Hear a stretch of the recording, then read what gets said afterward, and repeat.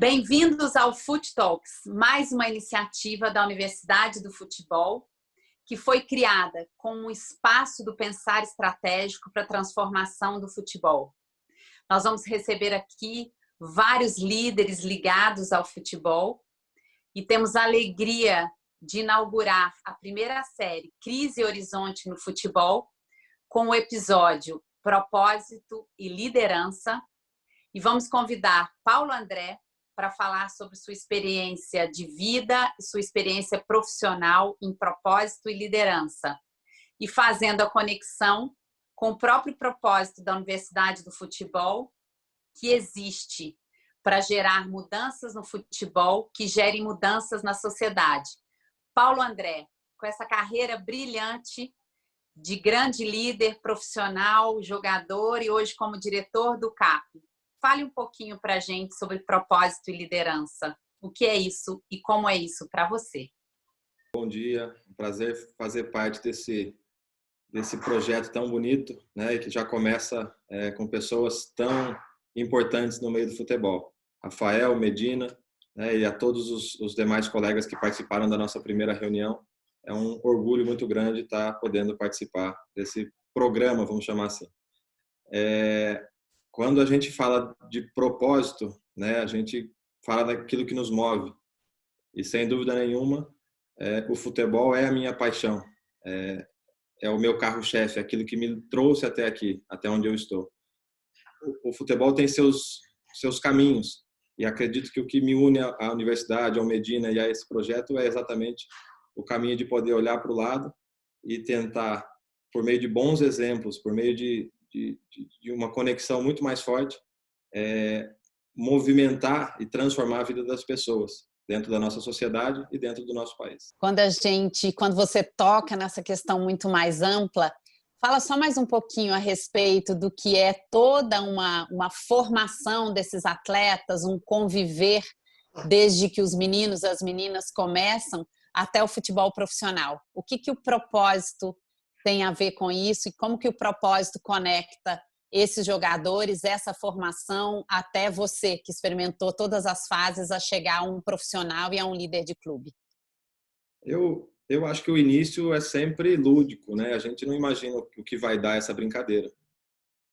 Brincar com a bola, jogar com um companheiro, jogar com um time, jogar pelo bairro, jogar pela cidade, pelo clube, até que daqui a pouco você vira um especialista naquilo que faz, começa a se destacar, é selecionado para a seleção da cidade, para a seleção do bairro, e assim você vai caminhando. Hoje, que eu tenho mais contato com meninos de 8, 9, 10 anos, né, vendo-os sonhar ou vendo aquele talento bruto, né, podendo ser potencializado nas suas visitas aos clubes, né, nos finais de semana, podendo jogar, a gente percebe o quão bonito é o talento, o quão bonito é o gesto técnico sem trava, sem medo, sem dúvidas, simplesmente se divertindo num campo de futebol. E aquela paixão, ela toca a todos nós. Eu falo, né, constantemente que eu prefiro 10 mil vezes assistir um jogo de sub-10, de sub-11, sub-12 do que um jogo profissional. Porque ali está realmente a paixão pelo jogo, o propósito de se jogar futebol. À medida que a gente vai crescendo, que as coisas vão ficando mais sérias, que os treinamentos vão ficando mais elaborados, que os erros são mais criticados, que o resultado é mais esperado, a gente começa a se travar, a gente começa a perder um pouco dessa paixão e começa, de fato, a trabalhar por um resultado que não é o propósito inicial que nos movia quando a gente era criança. De qualquer forma, ainda há os que conseguem se manter imunes a essa tentação do capitalismo, dessa vontade de trabalhar só pelo resultado e não pela essência do jogo e por aquilo que ele pode tocar no coração das pessoas. Então, eu passei mais de 10 anos já, depois da vida profissional, desapaixonado pelo jogo, né? Sem realmente sentir prazer em estar ali, em poder fazer coisas diferentes ou simplesmente poder fazer aquilo que eu tinha vontade. E felizmente, ao final da minha carreira, ali na reta final, eu conheci um treinador que conseguiu tocar o meu coração e me fazer ver a beleza toda do futebol, lúdico, da prática, da relação humana que havia ali dentro, que era muito maior e que potencializava o jogo de futebol. Esse cara foi o Fernando Diniz, e desde então ele me alimentou de uma forma muito grande para que eu pudesse tentar, de alguma forma, reproduzir essa alegria, esse amor e essa potência da relação humana dentro de campo e dentro do Clube Atlético Paranaense. Ah, que incrível! Essa foi uma surpresa maravilhosa com a qual eu faço uma conexão com Medina, para ele falar um pouquinho sobre jogo com você. Paulo, eu gostaria dando continuidade a essa reflexão, né, que a Elo aí te instigou e você começou a discorrer, né? Eu gostaria de explorar um pouquinho como você hoje está numa função, né, de comando, de liderança, diferente das outras lideranças, os tipos de liderança que você sempre exerceu, a sua maneira, né, sempre de uma forma inspiracional, né? Você sempre lidou com as pessoas nessa perspectiva, e eu gostaria que você, diante do que você já comentou, como é que você vê assim, essa influência de um líder para não só fazer a gestão, né, do futebol de um clube, como é o caso que você exerce hoje, mas, ao mesmo tempo, resgatando a todo momento essa essência, né, da gestão, da governança, que é justamente a atividade fim de um clube de futebol, que é o jogo, né? Então, eu queria que você falasse, né, desse desafio que você tem de ser um gestor e estar todo o tempo lutando, né, para resgatar essa essência que é o jogo de futebol. A tentativa do resgate da essência não tem a ver com a estética do jogo, né? Tem a ver com, de fato, acreditar que a essência tem a capacidade de potencializar o jogo que a gente joga, e isso vai nos levar a um resultado. Eu acho que se a gente simplesmente reproduzir o que é feito ou permitir que nos acomodemos dentro de uma visão de mundo mais limitada, a paixão ela vai se deteriorando. E sem paixão a gente deixa de buscar novos caminhos e de potencializar os nossos talentos. Como eu disse, eu passei quase 10 anos num modo stand-by, assim, naquela forma meio água com açúcar, meio morna, né? E hoje, olhando para trás, eu percebo o quanto de tempo eu poderia ter aproveitado me divertindo fazendo aquilo que eu mais amava. Então, um dos caminhos que a gente tem feito para tentar manter essa chama acesa com todos os colaboradores, com todos os atletas, parte desde o recrutamento dessas pessoas, né? As pessoas que têm valores muito parecidos com aqueles que a gente acredita, que têm o propósito, como a Elo tocou, na direção daquilo que a gente também tem como propósito, né? Então, essa essência você consegue, desde a entrada, já perceber e tentar alinhar. Evidentemente que há aqueles que talvez nem saibam que tem essa essência e esse propósito. E aí é onde os grandes líderes, né, cada um na sua área, tem que cavocar, cutucar, moldar, para que aquela pessoa realmente consiga encontrar seu potencial. Então, a grande diferença da liderança que eu exercia no campo, no vestiário, para que eu exerço hoje, é que hoje eu preciso me comunicar muito melhor, né? No vestiário e no campo era muito mais por exemplo, era muito mais por olhar, né? Nós éramos em menor número e tínhamos uma conexão muito grande. Hoje eu tenho sob gestão 380 pessoas, não tenho contato direto com todos. Há uma grande diferença no sentido de para onde cada um está indo, qual que é o seu sonho. Quando você vai para um time de futebol, o sonho é chegar ali no final do ano e ganhar um campeonato. Então, se o discurso, né, a comunicação não for clara e eficaz, dificilmente a gente consegue tocar nesses corações ou nessas mentes para que eles atuem de forma a potencializar o jogo do Atlético. E, Paulo, talvez o seu maior desafio, né, hoje, como diretor-geral de futebol, né, talvez seja fazer o alinhamento dessa essência, né, desses propósitos, ou desse propósito, em mais dimensões do que quando você estava mais, né, dentro de campo, né? Porque agora as dimensões não são só técnicas, né? Tem a dimensão administrativa e tem a dimensão política, né? Alinhar essa essência, esse propósito nessas 3 dimensões não é para qualquer líder. Concorda?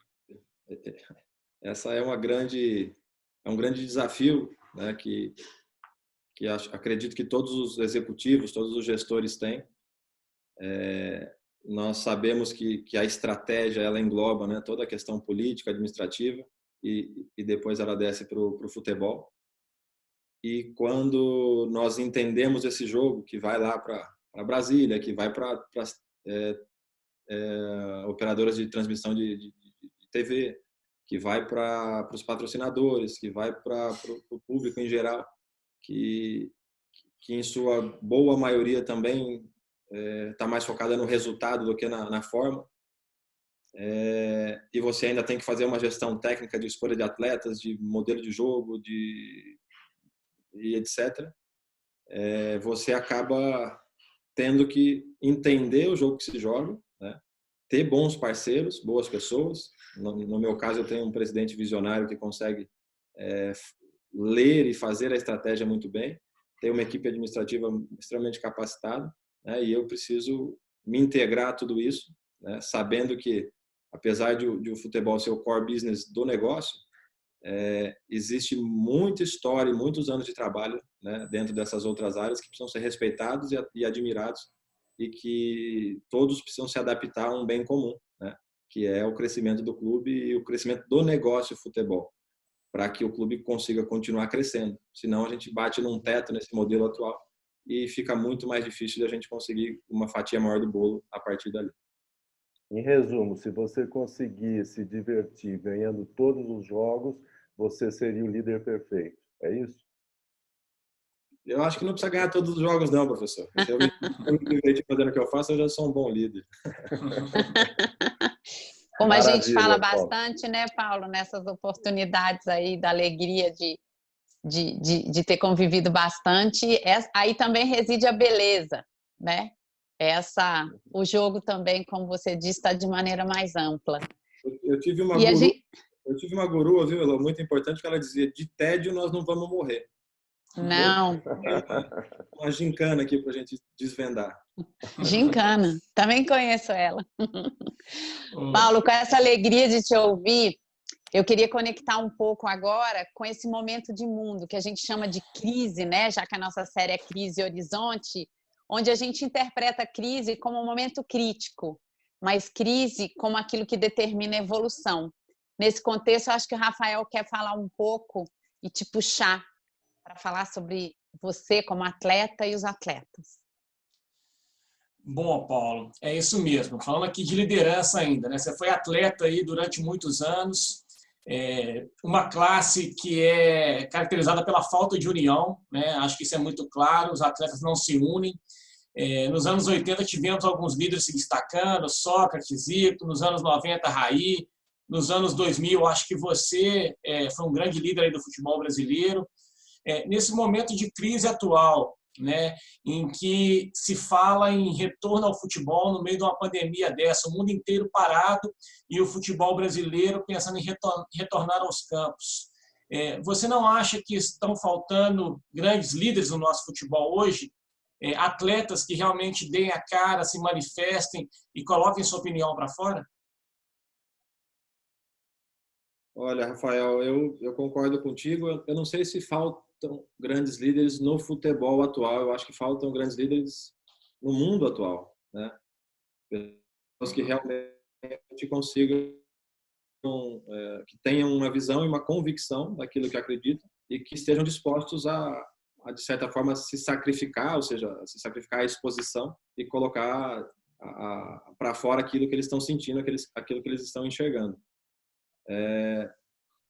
Na sociedade atual, em que essa exposição ela passa a ser banalizada, em que o feedback que vem de lá, né, dos haters, ele é provavelmente muito maior do que o dos likes, né? Há uma natural tentativa de preservação da imagem. E é por isso que eu digo que a falta da liderança é talvez um pouco da falta da convicção, a falta do entendimento do todo e poder se posicionar melhor. Os atletas, na minha opinião, eles são unidos, mas são unidos para outras coisas, né?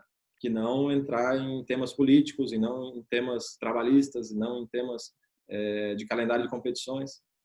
E talvez falte, sim, cabeças pensantes que possam reunir essas forças ou essa relação de união para que possam defender interesses em comum, né? No caso do bom senso, que ficou conhecido como um movimento trabalhista de classe, mas no fundo sempre foi um movimento pró-futebol, que defendia a mudança do calendário por uma melhora do negócio em si, né? E por uma sustentação, sim, e por uma sustentabilidade ou por uma estabilidade maior dos verdadeiros jogadores de futebol do Brasil, que são 95% dos atletas que jogam nos clubes do interior ou nas séries menos privilegiadas. Então, quando a gente se expõe a esse nível, né, a clareza da comunicação, o lugar onde você fala, para quem você fala, como você se relaciona, tudo isso tem que ser pensado, né? Eu aprendi muito naquela época, fiz tudo ao contrário, não fiz nada direito, mas hoje consigo ter um pouco mais de entendimento desse jogo que se joga. Agora, a ideia daquela época ainda é super atual, aquela discussão ainda acho que muitos avanços aconteceram de lá para cá, mas o que se pleiteava lá ainda não se conquistou, né? Mas está em vias de cedo ou tarde, eu acredito que é inexorável, cedo ou tarde vai acontecer. Não, ok. Paulo, eu vou pegar esse gancho, já que nós falamos agora, né, desse momento de evolução que determine, você pegou um ângulo, o essencial aí, que são os atletas, e a gente já bateu muito papo aí falando de uma coisa muito mais ampla, né? Se a gente está falando do futebol que transforma a sociedade, eu amplio um pouquinho a discussão para a gente projetar os nossos próximos 5 anos e gostaria da sua opinião, uma vez que nos parece sempre, né, e a gente debateu sobre isso, que a gente fica olhando o futebol, o clube do lado, a cidade do lado, o campeonato desse ano, mas quando a gente discute o campo competitivo do futebol brasileiro, nós estamos falando do futebol brasileiro, do futebol mundial, nós estamos falando de outros tantos entretenimentos, né, que fazem o segmento futebol um desafio. Então, se nós pararmos de olhar só aquele clube com outra cor de camisa que está aqui no outro estado e nós ampliarmos para fontes de entretenimento, a minha pergunta para você seria, olhando esse mapa competitivo muito mais amplo, o que você deseja, o que você deixaria de mensagem para todos os líderes do futebol brasileiro, desde os atletas aos funcionários, até os grandes dirigentes de Brasília, como você mencionou?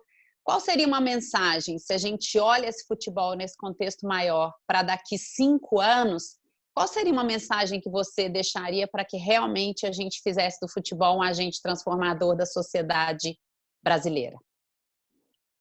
Elô, eu acho que é impossível a gente não entrar no modo competitivo, né? De olhar para a Europa, olhar para a MLS, olhar para a própria Liga Chinesa e ver como eles tratam essa oportunidade que a gente tem em mãos, né? Como você disse, essa crise choca todo mundo, ninguém a esperava.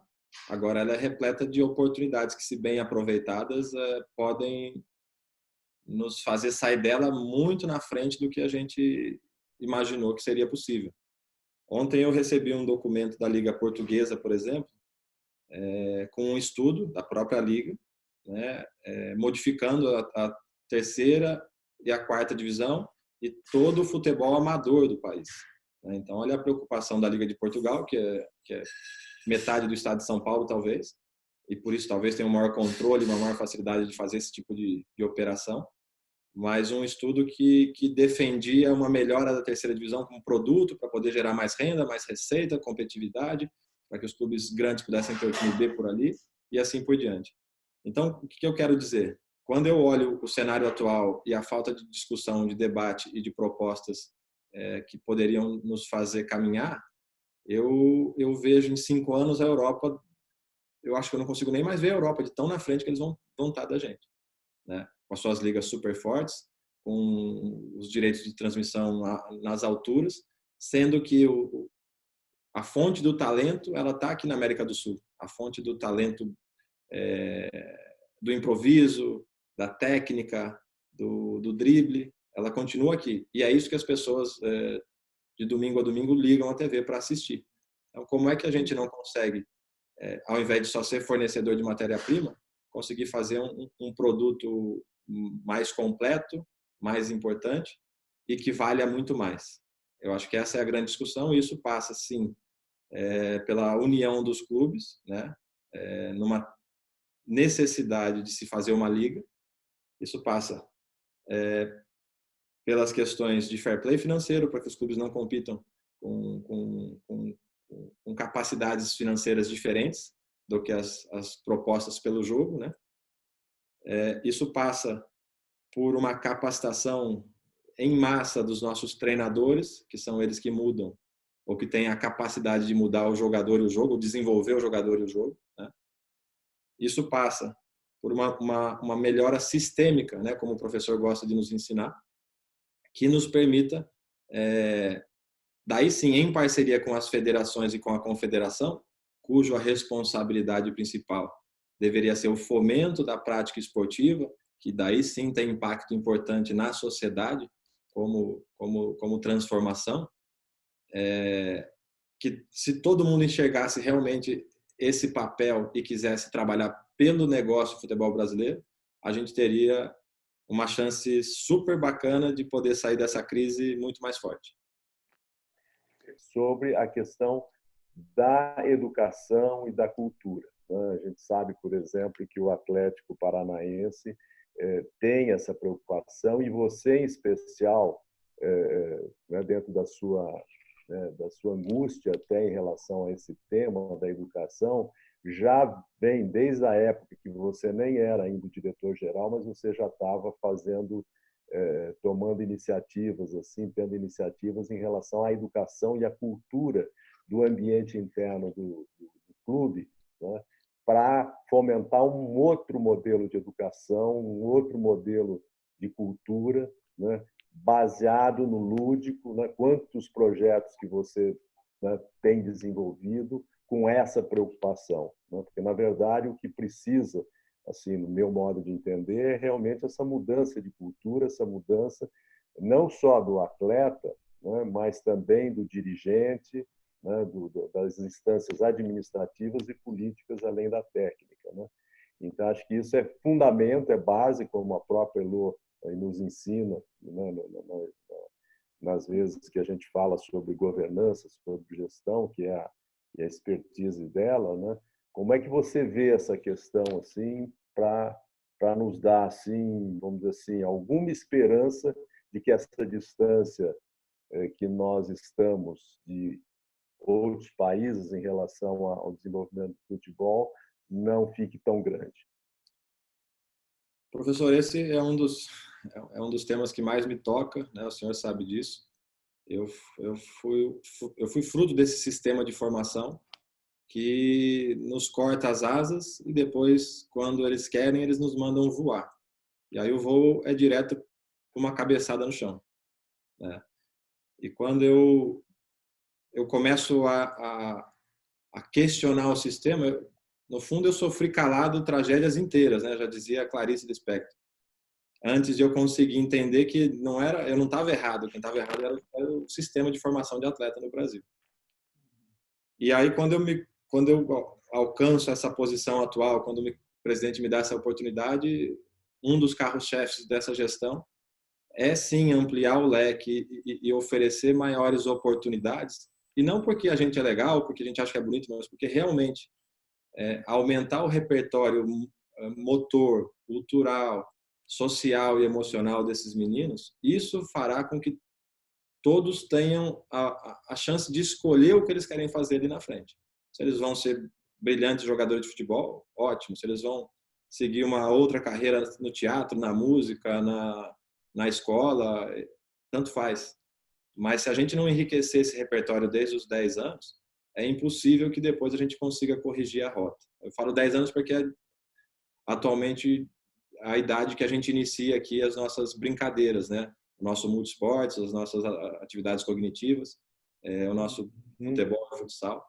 Mas é a partir dali que eu acredito que há uma possibilidade de mudar o que se vem fazendo. O sonho é que um dia a gente alcance uma lavanderia comunitária em que eles próprios lavem a roupa, que eles cuidem dos próprios quartos, que eles consigam aprender a fazer a própria comida. Porque, no fundo, a gente está criando gente, né? Emancipando e dando autonomia a jovens que saem de casa muito cedo, cheios de sonhos, mas que precisam aprender a ser gente como a gente, né? Com 18 anos, morar sozinho e tocar a vida como a vida os ensinou. E se a gente passa a ter meninos de 14 a 18, 20 anos aqui dentro, e a gente não tem um irmão mais velho, ou um pai, ou uma mãe que possam ensiná-los a fazer o que eles realmente devem aprender, e depois eles vão escolher se esse é o melhor caminho, se realmente é isso que eles querem continuar fazendo, a gente não presta para ficar com meninos de 14 a 20 anos aqui dentro. Maravilha, Paulo. Paulo André, ouvir você falar na prática sobre propósito e liderança realmente move o futebol para frente e gera transformação. Então, antes da sua mensagem final, eu vou àquela frase que a gente compartilhou ano passado, que vem da Sofia, que diz: não adianta treinar o pé sem treinar o coração. Então, a transformação desse ser humano certamente vai nos levar ao horizonte. Queria ouvir sua mensagem final. É com você. Minha mensagem final é de gratidão, de parabenizar vocês pelo projeto, de a gente conseguir ter esse tempo de qualidade, podendo trocar experiências. Tenho certeza que os demais colegas que vão participar também vão enriquecer muito esse debate e que a partir daqui a gente consiga inspirar outros líderes para que a gente vá de grão em grão reformando, né, e mexendo aí no coração e nas estruturas dos clubes brasileiros. Mudanças no futebol, inspirando as mudanças na nossa sociedade.